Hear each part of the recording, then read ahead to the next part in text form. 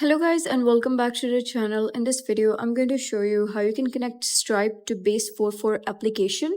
So let's get started. First of all, you gotta visit Stripe and sign into your account.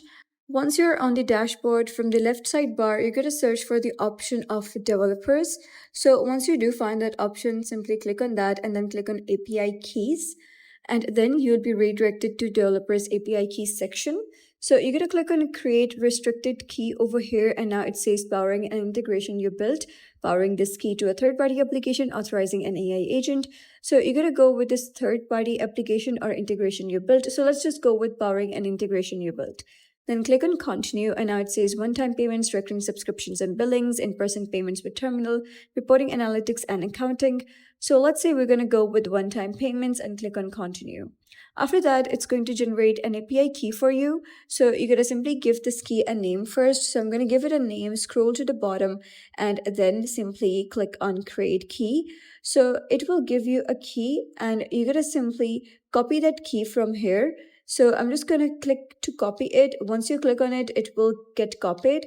Next, you're going to go to your Base44 application. And you're going to simply navigate to the project where you want to enable payments and navigate to the integration or payments area within the project settings. Choose Stripe as your payment gateway and paste the API key when prompted. So this will connect your Stripe account to the project. Once the connection is established, configure your payment options inside the Base44 editor. You can create pricing structures, checkout experiences, and payment buttons according to your requirements. Then set up the actions you want Stripe to handle, such as recurring subscriptions, single payments, transactions, or product purchases. Before accepting real payments, use Stripe's test credentials to run a few sample transactions and verify that everything is functioning correctly. After confirming that the payment flow works as expected, switch the integration from test mode to live mode, and your Base44 application will then be ready to process live payments through Stripe. So that's it for today's video. If you found this video helpful, please consider subscribing and leaving a like.